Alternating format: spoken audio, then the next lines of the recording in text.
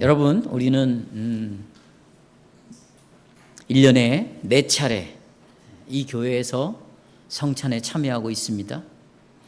오늘 거행되는 이 성찬은 4번째 중에 3번째 성찬에 해당이 되고 있죠. 여러분은 그동안에 참으로 헤아릴 수 없을 만큼 많은 성찬에 참여했을 것입니다.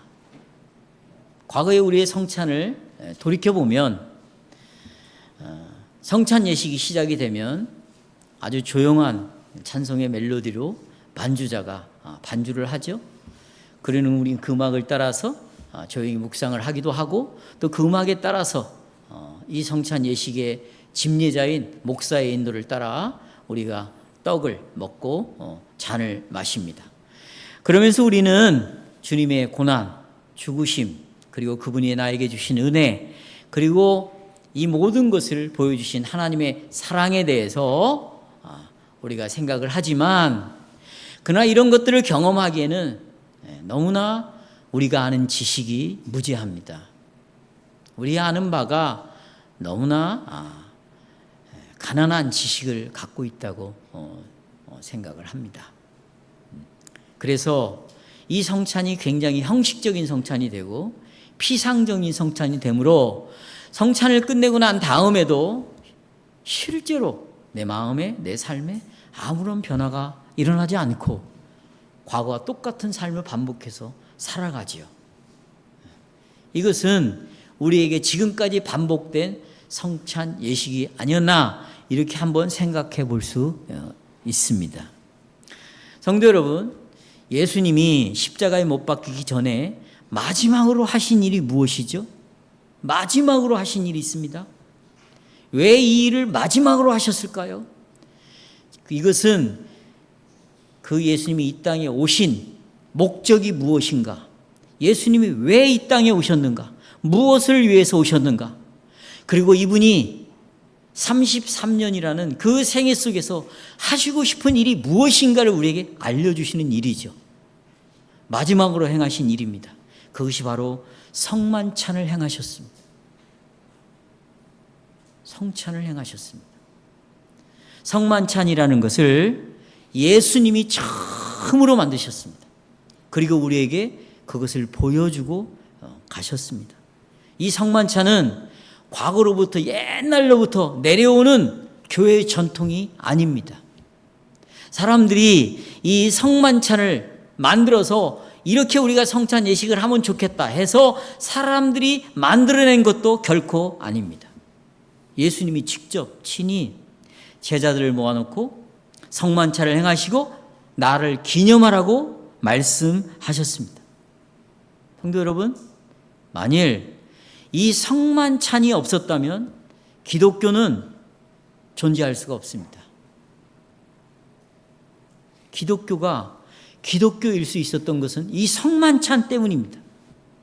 만약에 성만찬이 없었다면 우리는 불교와 같은 그런 여러 가지 종교 중에 하나의 종교로, 다시 말하면 윤리적인 종교로, 도덕적인 종교로 전락하고 말았을 것입니다. 그런데 이 기독교가 기독교일 수 있었던 것은 바로 성만찬 때문입니다. 내가 신자가 될 수 있었던 것은, 내가 그리스도인이 될 수 있었던 것은, 내가 하나님의 자녀라고 말할 수 있었던 것은 바로 이 성만찬 때문에 그 모든 것이 가능합니다. 왜 그럴까요? 성만찬으로 인하여 기독교는 주님이 세우신 공동체라는 것을 알게 되었습니다. 성만찬 때문에 이 공동체를 누가 세우셨다고요? 만약에 성만찬이 빠져버리면 이것은 그냥 개 모임에 불과한 것입니다. 동아리에 불과한 것이에요. 지금도 성만찬을 빼고 우리가 생각하고 말하고 살아가 보십시오. 불신자와 똑같은 주제로 이야기를 하고 불신자와 똑같이 우리는 사고와 말과 행동으로 살아갈 것이죠. 그러나 성만찬이 나의 마음속에서 심령으로 고백되는 순간, 그때는 내 삶의 태도, 내가 모인 가정, 그리고 우리가 모인 이 교회로서의 공동체는 완전히 새로운 공동체가 되는 것입니다. 그럼 그 공동체는 어떤 공동체일까요? 이 공동체의 중심에는 바로 피 묻은 예수 그리스도가 머리로 우리와 함께 하신다. 이것을 알 수 있습니다. 이 교회의 머리는 피 묻은 누구시다? 이것 때문에 기독교가 된 것이고, 이것 때문에 나는 신자가 될 수 있었던 것이고, 나는 아버지의 자녀가 될 수 있었던 것이에요. 지금도 이 성만찬이 형식에 불과하고 그저 한번 행사 치레로 끝내버리는 그런 의식에 불과하다면 더 이상 그것은 피 묻은 그리스도가 내 영혼의, 나의, 내 가정의, 교회의 머리로서 역할을 할 수가 없는 것이에요. 한번 여러분 돌이켜보세요. 과연 성만찬이 살아서 역사하고 있었는가? 저는 오늘 설교의 내용을 이렇게 요약했습니다. 보십시오. 성만찬은 단지 제자들과 함께 밥을 먹고 떡을 먹고 잔을 마시는 단순한 식사가 아니라 이것은 새 언약의 피다. 한번 따라서 해볼까요? 새 언약의 피. 예, 세 가지를 말씀드리겠습니다. 첫째로 이 성만찬인 새 언약의 피는 첫 언약을 회복하는 사건입니다. 첫 언약은 십계명이 아니라 선악과 계명입니다. 선악과 계명을 회복시킨 것이 이 성만찬입니다. 피의 언약입니다. 여러분, 첫 언약이 무엇이죠? 첫 언약. 가장 처음으로 하나님이 찾아오셔서 아담과 맺은 언약이 무엇일까요? 그것은 선악과 계명입니다. 이것을 먹는 자는 네가 뭐하리라? 정령.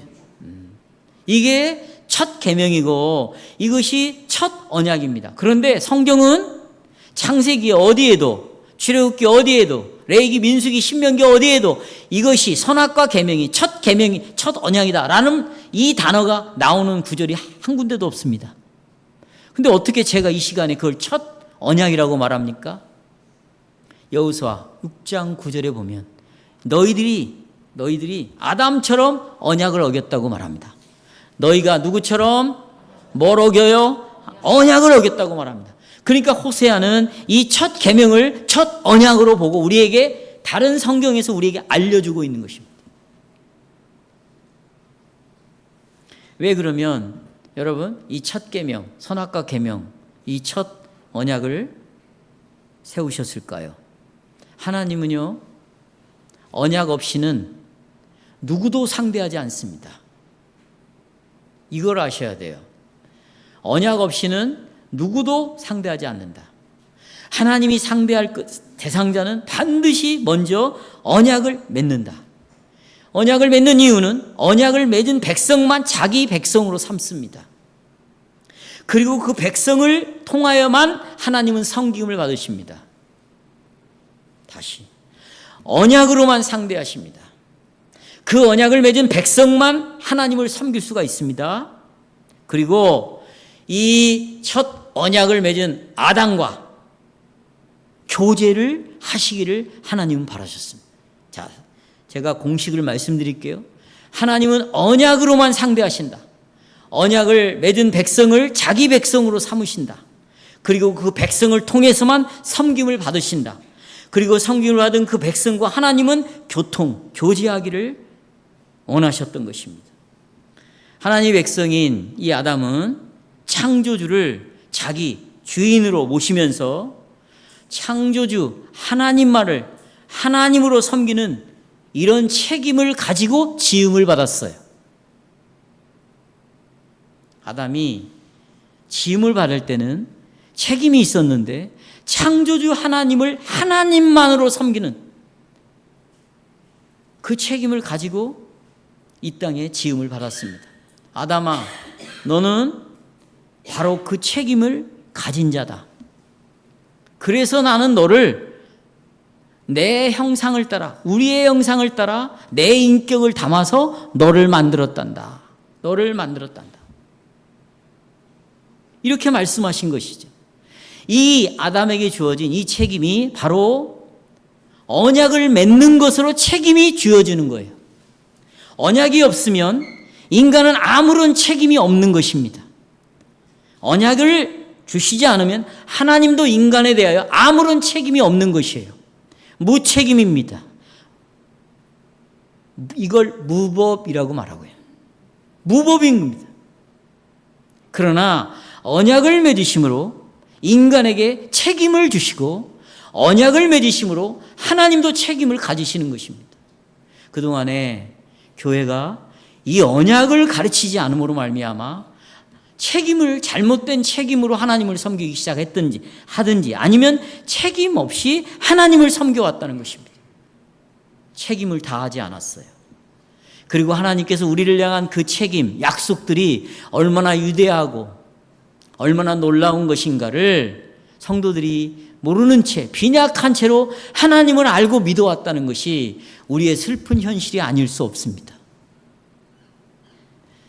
그러니까 이 선악과 계명 속에는 아담의 책임이 들어가 있는 것입니다.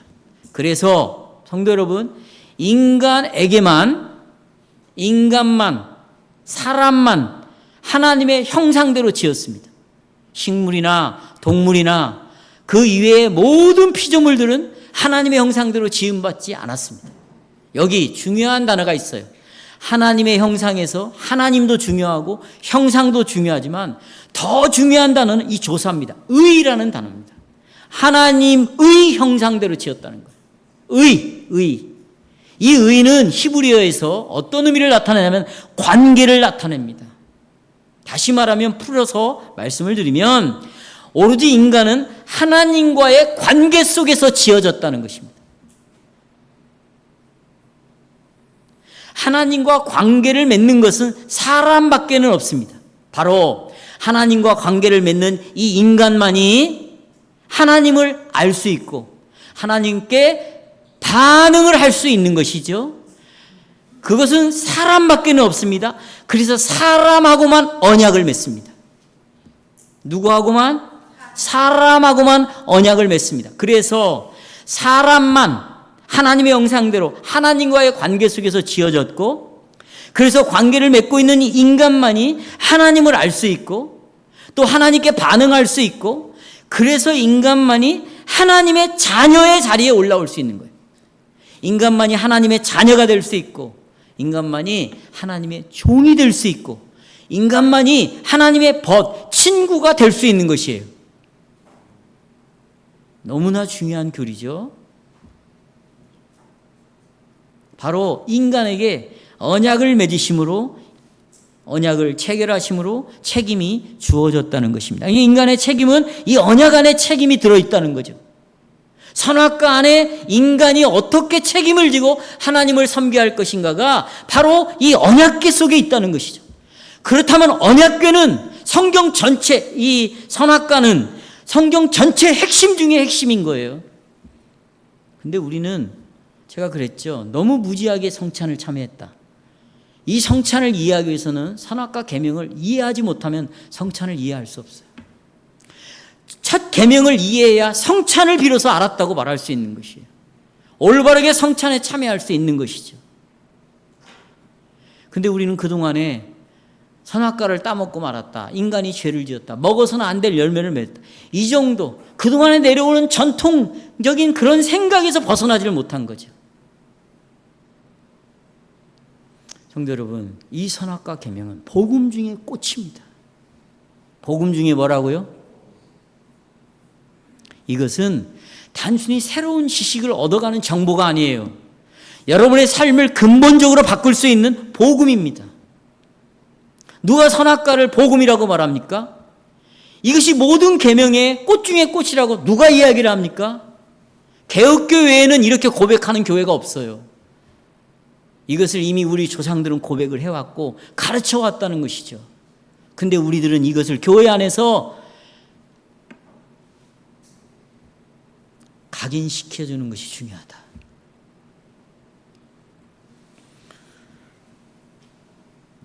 나는 이제부터 너의 하나님이고 너는 내 백성이다. 그러니 아담아, 너는 창조주, 내가 너를 창조하지 않았냐? 창조주 하나님을 믿고 나만을 섬겨라. 그리고 이제부터 내 영광을 드러내거라. 이렇게 말했어요. 누구의 영광을 드러내라고요? 하나님의 영광을. 그런데 여러분, 우리는 하나님의 영광도요, 다 자기식이에요. 자기가 뭘 하고 있으면 기도할 때마다 하나님 이걸 통하 영광을 받아주시옵소서. 이게 후렴구처럼 다 붙어. 근데 영광이 뭔데요? 하나님께 자기 하나님의 백성으로서 책임을 다함으로 영광을 드러내는데 어떻게 영광을 드러낼 것인가? 어떻게 책임을 다할 것인가? 그것을 위하여 하나님은 계명을 하나 주셨어요. 이게 하나님께 영광을 돌려낼 수 있는 근거예요. 방법이에요. 방법입니다. 규범이 있어야, 말씀이 있어야 하나님을 섬기죠. 그리고 하나님의 백성으로 삶을 드러내죠.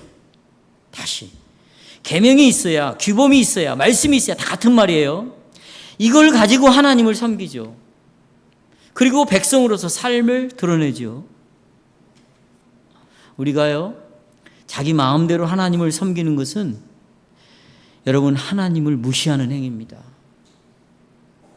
누구를 무시해요? 하나님을 무시했어요. 그래서 이스라엘 백성들이 자기 마음대로 송아지를 만들어 놓고 이게 하나님이라고 하나님을 섬겼을 때 하나님은 진노하셨어요.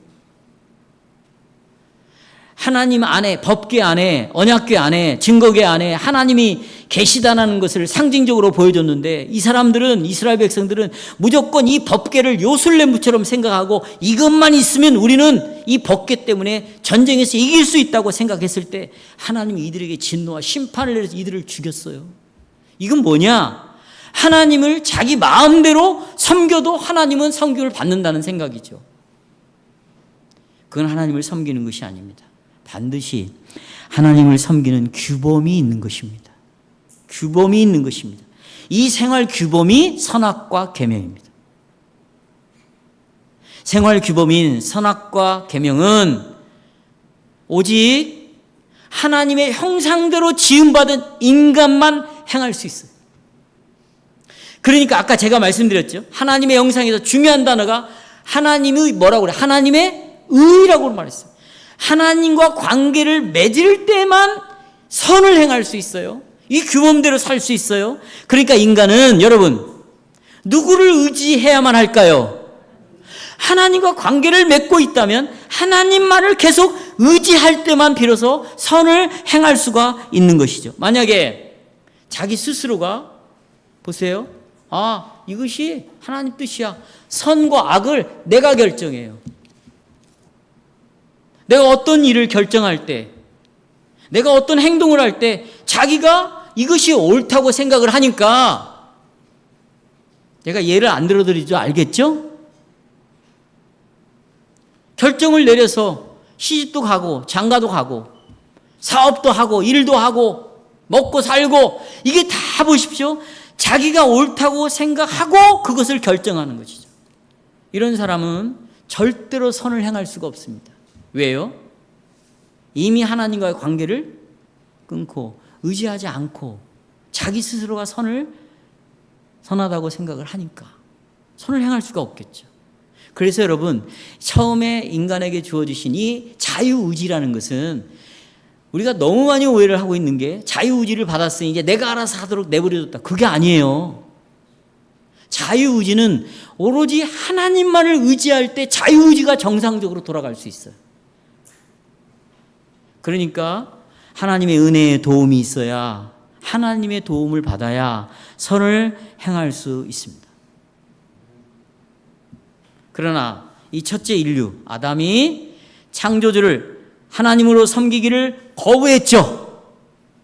하나님 섬기기를 거부해서 이게 반역입니다. 그러니까 이 반역이라는 것은 아담이 지은 첫 번째 범죄입니다. 그래서 여러분, 여기서 또 우리가 좀 바로잡아야 할 것이 있어요. 죄라는 것은 여러분 윤리적인 도덕적인 문제가 아니라 반역의 문제인 거예요. 죄는 무슨 문제다? 반역의 문제인 거예요. 우리가 죄를 윤리적으로 지은 것, 도덕적으로만 자꾸 죄를 이해하려고 해요. 그러니까 회개가 안 되는 거예요. 여러분, 하나님 섬기기를 거부했어요. 이건 반역입니다. 성도 여러분, 이 반역이라는 말은 반란, 반역이라는 말은 어디서 사용되죠? 지금 전 대통령이 반역죄를 지은 거예요.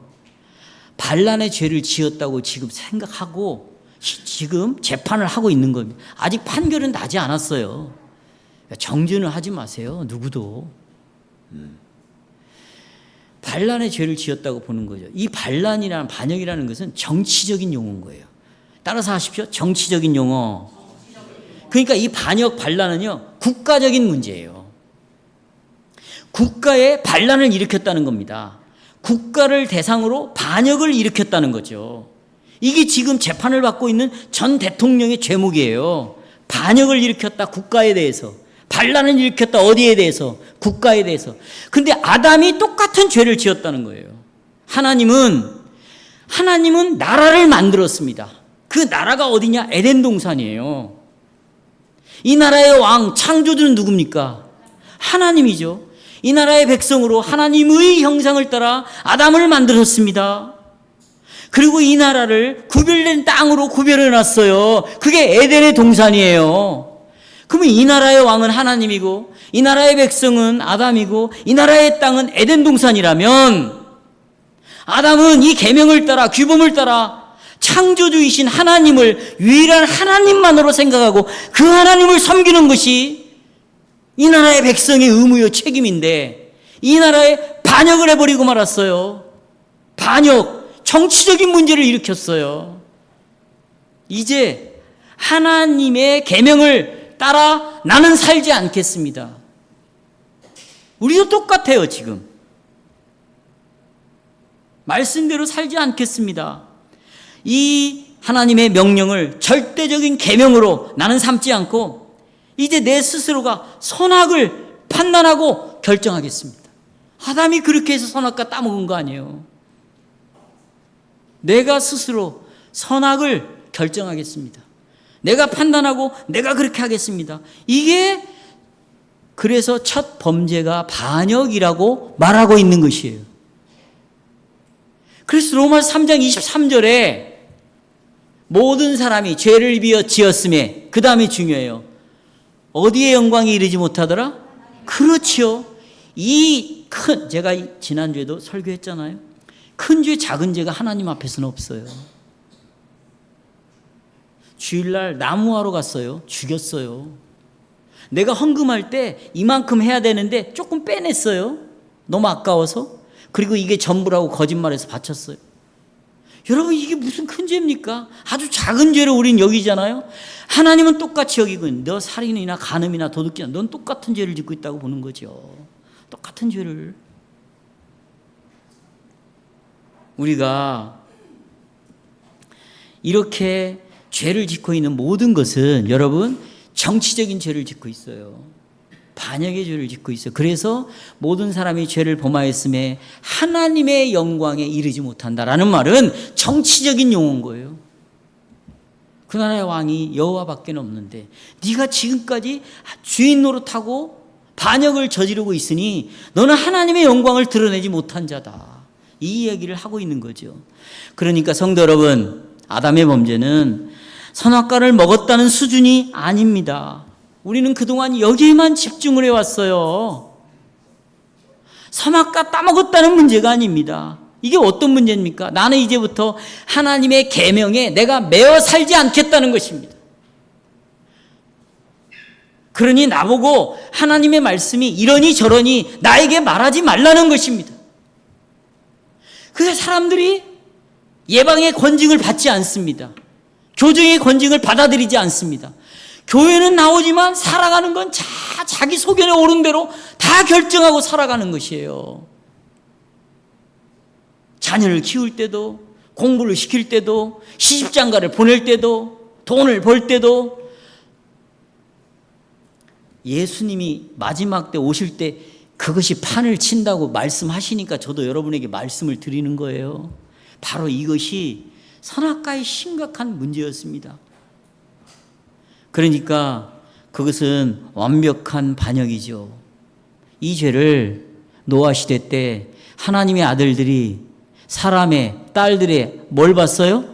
아름다움을 보고 결혼한 것도 똑같은 죄를 짓고 있는 거예요. 왜 가인의 예배를 받지 않았는가? 똑같은 죄를 지었어요.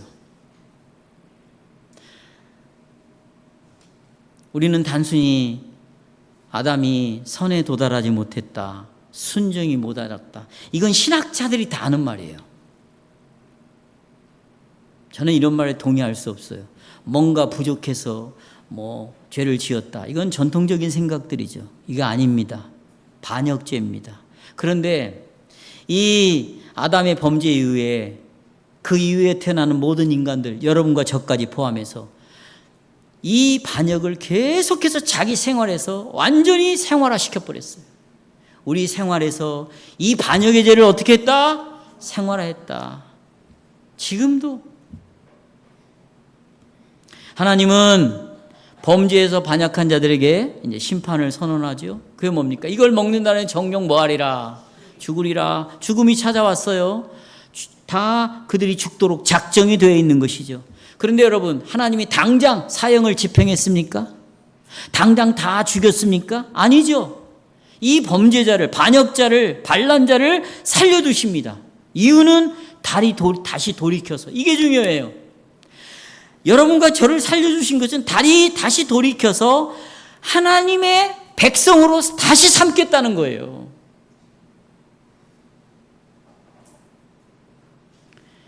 새로운 인류를 새로 창조해갖고 하나님을 섬기도록 하신 것이 아니라 반역한 백성들을 다시 돌이켜서 자기 백성으로 삼아 구원의 역사를 이루시겠다고 하는 것이죠. 그래서 인류가 범죄했습니다. 저주를 받았습니다. 영원한 죽음에 처하게 됐어요. 정령 죽으리라. 우리 같으면 이 정도 되면 버리죠. 자기 아내도 버려버리는 거예요. 남편도 버려버리는 거예요. 자식도 버려버리는 거죠. 내가 그렇게 다녔던 직장도 다 버리는 거예요. 다 버리고 살아가는 거. 이 정도 되면 떠나는 거죠. 떠나는 거예요.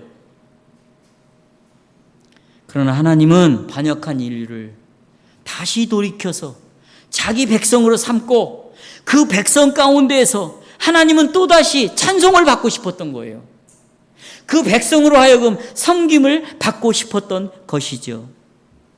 성도 여러분, 하나님이라 할지라도 자기 백성을 삼는 것은 굉장히 하나님 쪽에서도 간단한 일이 아니에요. 힘든 일인 거예요. 어려운 일인 거예요. 여러분, 언약을 맺어서 자기 백성으로 삼았습니다. 그 백성으로 하여금 유일하게 하나님만 섬기기를 바랬고 그 섬김을 통하여 하나님이 영광 받으시기를 원하셨어요.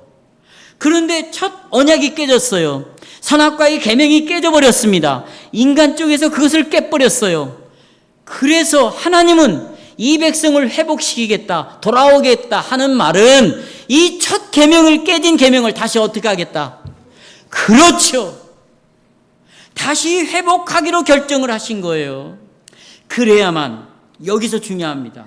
첫 계명, 언약과 계명이 회복이 되어야만 원래 하나님이 가지셨던, 창조 때 가지셨던 하나님의 뜻이 이루어질 수 있어요. 그 뜻이 무엇입니까? 자기 백성을 삼아서 그 백성으로 하여금 섬김을 받는 거죠. 이러기 위해서는 첫 계명, 선악과 계명, 첫 언약이 뭐 해야 된다? 회복돼야 된다. 이것이 먼저 이루어져야 돼요. 그런데 성도 여러분, 이것은 불행하게도 인간 편에서는 어떤 인간도 이 첫 계명을, 첫 언약을 회복할 수 있는 사람은 아무도 없습니다. 왜요? 이들이 인간이 하나님을 버리고 떠났습니다. 정령 죽으리라. 죽음이 찾아왔지만 아직 실제로는 죽음이 오지 않았지만 죽음이라는 것은 관계가 끊어진 거죠. 관계가 끊어진 거예요. 더 이상 인간 중에 누구도 이 첫 계명을 다시 회복하고 순종할 수 있는 인간은 아무도 존재하지 않습니다. 그러면 어떻게 이 첫 계명이 회복될 수 있을까요? 이것이 회복될 수 있는 것은 하나님이 회복시키는 길밖에 없어요. 언약을 주신 누구만이? 당사자는 깼으니까 이쪽에서만 회복시킬 수가 있는 것이죠. 방법은 하나입니다. 어떻게 하나님이 회복시킬까요? 하나님이 사람이 되어서 어디로 오는 거예요? 인간의 자리로 오시는 것입니다. 할렐루야. 하나님이 뭐가 되어가지고 인간이 되어서 어디의 자리로? 인간의 자리로 오시는 거예요. 이 길을 마련해 놓았어요. 이것을 은혜의 길이라고 말합니다. 제가 앞에서 말씀드렸습니다. 하나님은 계명의 순종을 아담에게만 요구하셨어요.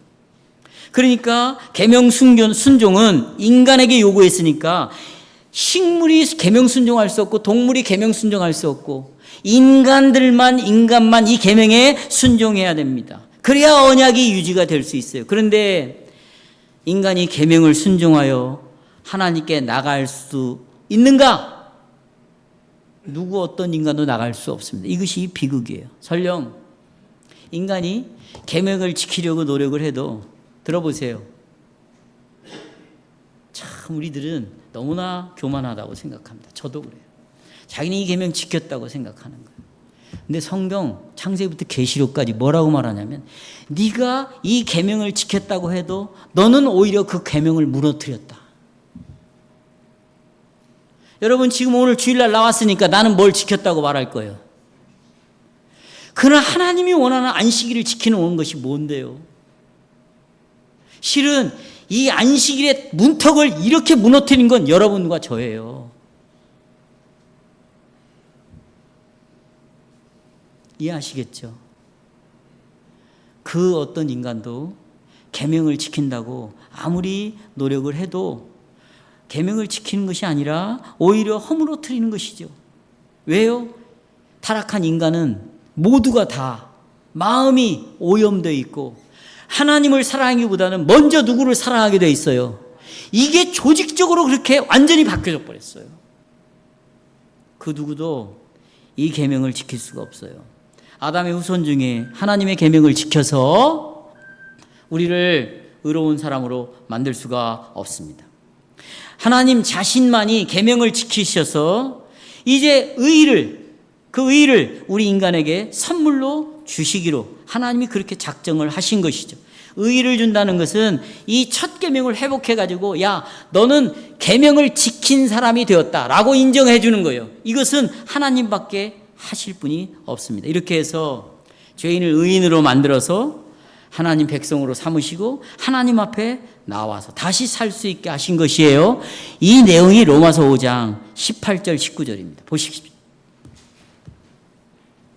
그런즉 한 범죄로 많은 사람이 정죄에 이르렀습니다. 아담 한 사람 때문에 많은 사람들이 정죄에 이르렀어요. 그러나 또 한 의로운 행위로 말미암아 그건 예수 그리스도예요. 예수님이 인간의 자리에 오셔가지고 이 계명을 지키심으로 많은 사람이 다시 어떻게 됐다? 의롭다 하심을 받아 생명에 이르렀다. 한 사람이 순종하지 아니함으로 많은 사람이 죄인이 된 것 같이 한 사람이 순종하심으로 많은 사람이 뭐가 되었다? 제가 지금까지 말씀을 드린 내용입니다. 그러니까 여러분 이 타락한 이 백성을 회복하기 위해서 하나님의 약속을 언약을 성취하기 위해서 하나님이 보셔요. 하나님이 사람의 자리로 오신 거예요.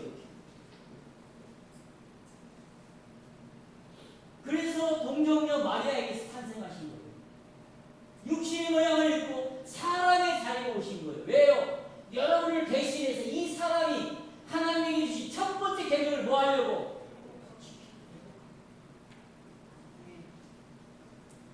이런 복음을 듣고도 예수를 믿지 않는다면 믿지 않을 사람이 없다고 저는 확신합니다.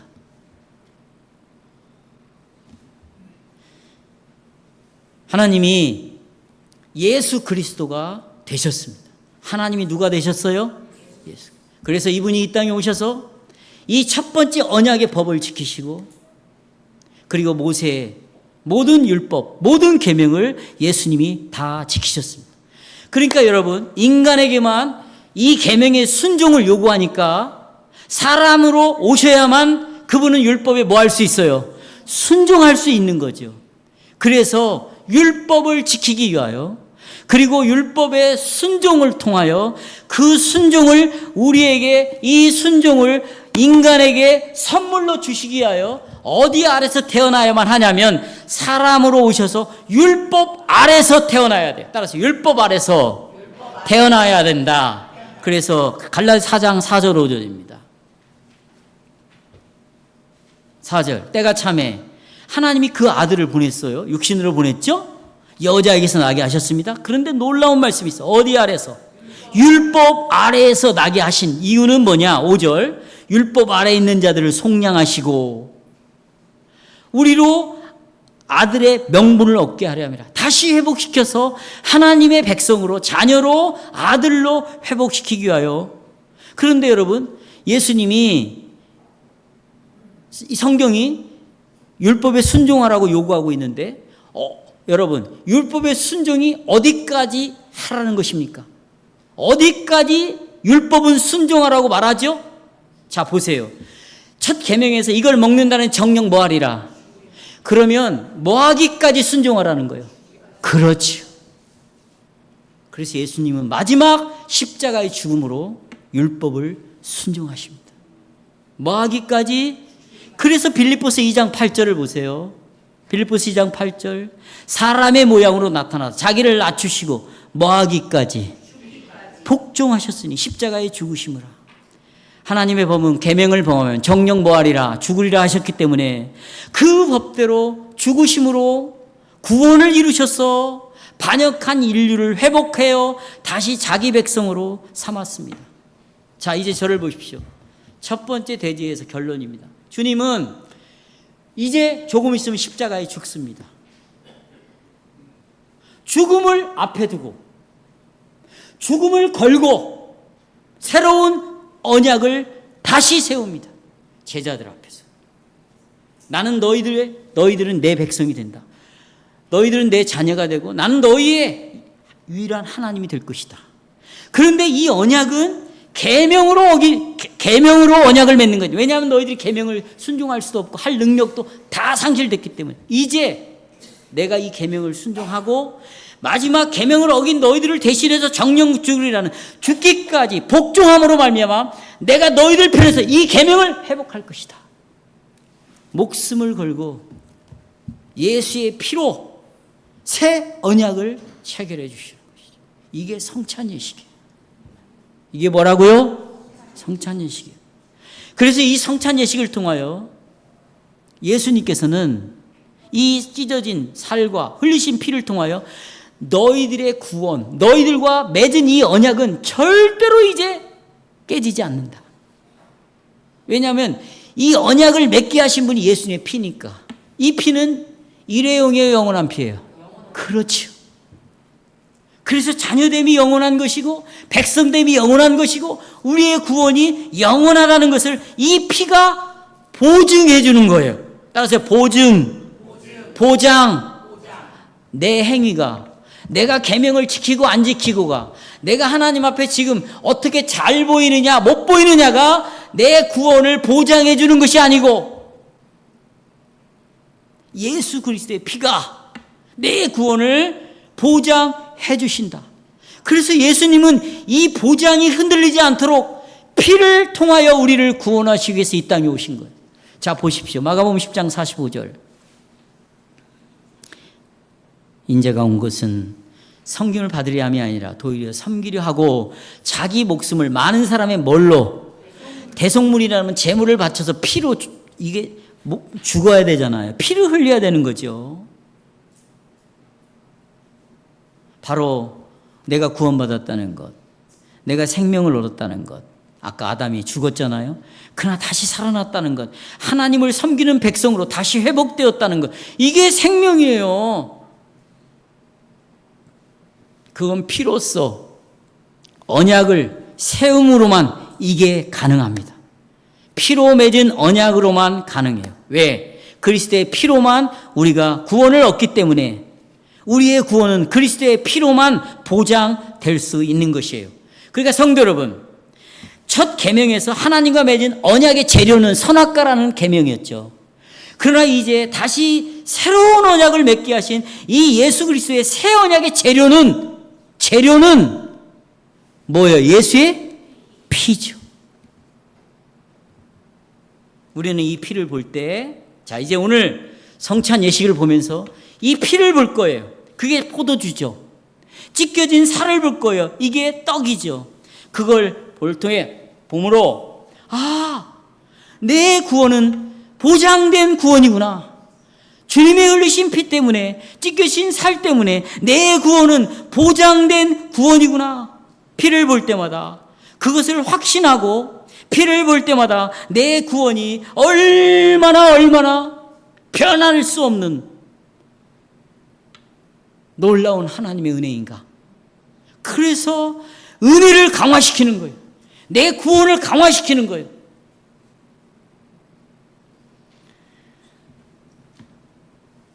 여러분, 왜 신앙생활에 흔들리고 삶이 나오지 않는 이유가 뭔지 알아요?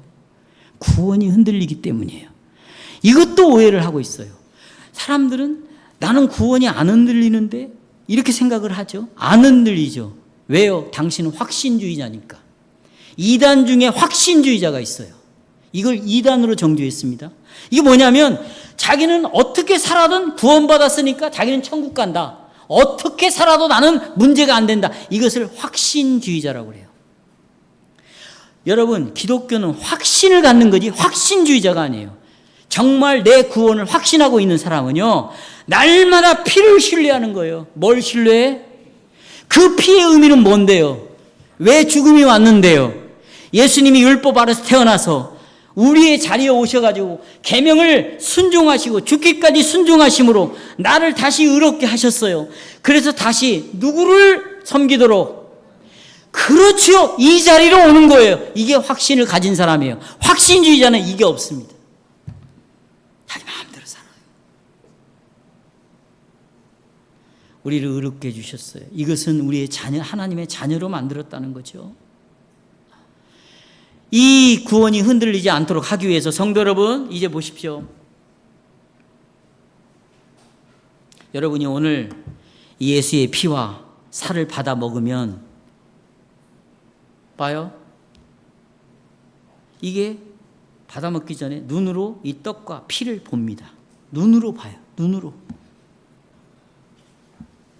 그리고 이 잔을 보세요. 혀 안으로 집어넣습니다. 혀가 맛을 봅니다. 피를 혀가 맛을 봐요. 떡을 이빨이 잘근장은 씹습니다. 살을 씹어요. 그리고 이것을 먹고 안으로 집어넣어요. 내장이 이것을 다 경험합니다. 왜 예수님께서 이런 제도를, 이런 성찬 예식을 그분이 보여주시고 떠났는가? 이것은 뭐냐면 너희들이 받은 이 피로 말미암아 죄에서 용서함을 받고 영원한 하나님의 진노와 심판에서 구원을 받고 이 죽음에서 구원을 받은 것은 이 피로 인하여 이루어진 것인데 이것은 영원히 보장된 것이다. 그 보장된 것을 흔들지 말고 확신을 해라. 그러나 너희들이 흔들릴 때가 있으니 너희들의 모든 신체로 이 피를 맛보라는 거예요. 너희의 모든 뭐로? 신체로. 그래서 떡을 먹음으로, 잔을 마심으로 이제 여러분의 몸과 이 모든 것들이 하나가 되는 것이고, 이것은 직접 눈으로 본 것이고 내 혀로 맛본 것이고 내 내장이 내 이 신체 속에서 경험되어지는 거기 때문에 구원이 흔들렸던 사람, 구원을 의심했던 사람, 구원을 받지 못했다고 사단으로부터 그런 마음을 갖게 된 사람도 자기 몸이 경험함으로 야, 이것은 확실한 것이구나. 뭐한 것이다? 확실한 것이다. 확실한 것이다. 그래서 이 성만찬을 경험함으로 말미암아, 시행함으로 말미암아 우리의 구원을 확신하려고 두 번째 대지에서 하나님은 성만찬을 세웠어요. 그러면 여러분 이런 성만찬을 세웠다면 예수의 피를 먹고 마시고 떡을 먹고 마심으로 이것이 나에게 준 은혜가 무엇인가를 이제 알게 되었다면 이 영혼은 이제 누구만을 섬기겠어요? 하나님만을 섬기겠죠. 세 번째, 하나님만을 섬길 수밖에 없습니다. 여러분, 나를 이렇게 구원하셨다면, 이렇게 피를 흘리시고 살이 찢기심으로 나를 구원하셨다면 그 주님을 위해서 사는 마음을 가질 수밖에 없죠. 나에게 영원한 생명에 이르도록 하기 위해서 이렇게 몸이 찢겨지고 이렇게 사람의 자리로 오셔서 이런 하나님이 이런 사역을 행하신 것을 내가 안다면 이제 이 예수님을 나의 부분으로 삼는 것이 아니라 전부로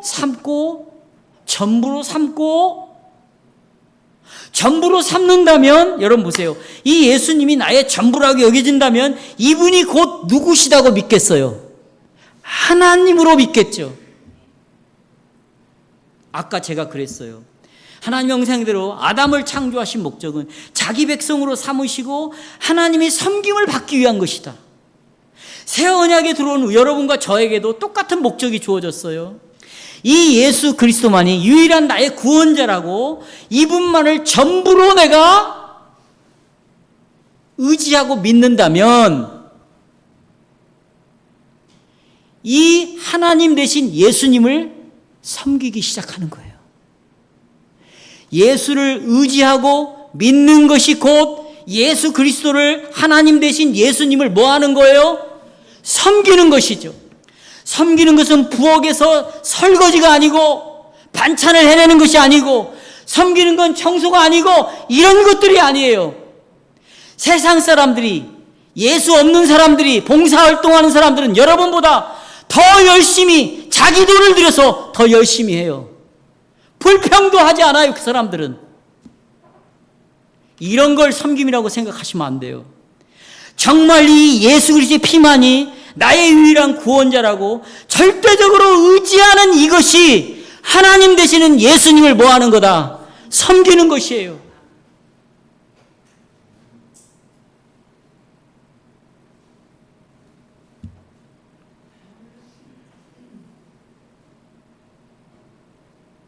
여러분, 말씀을 맺겠습니다.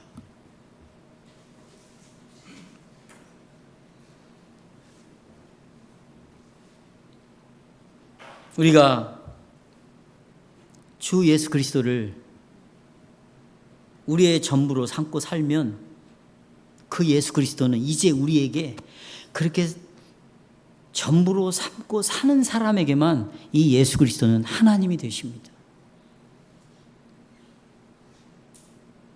예수님을 전부로 알아야만 이분이 비로소 나의 하나님이 되시는 거예요. 본래 하나님이 이렇게 섬김을 받으시기 위하여 사람을 지으셨어요. 그와 언약을 맺어서 자기 백성으로 삼았습니다. 그런데 반역을 했습니다. 그 누구도 이제 하나님을 섬길 수 있는 자리에 있을 수 없게 되었습니다. 그래서 새 언약을 통하여 예수 그리스도께서 사람의 자리로 오시고 피를 흘리심으로 또 살이 찢겨지심으로 우리를 다시 하나님과의 관계를 회복시키시고 하나님을 섬길 수 있는 영원한 백성으로 만들어 주셨습니다. 그렇다면 그런 사람들은 이제 주님을 위해서 사는 것이고 주님을 위해서 사는 사람은 오로지 예수 그리스도만을 의지하는 자들이고 예수 그리스도만을 의지하는 자들은 하나님을, 예수 그리스도를 하나님으로 섬길 수밖에 없고 이런 자들은 이제 주님의 영광을 위해 삶을 드러내기 시작할 것입니다. 이 성찬이 여러분에게 그런 은혜의 열매를 주고 다시 여러분의 마음속에 그런 믿음을 일으켜서 예수 그리스도만을 전부로 알고 그분만을 끝까지 신뢰하며 의지함으로 영생을 누리는 여러분이 되기를 주님으로 축복합니다.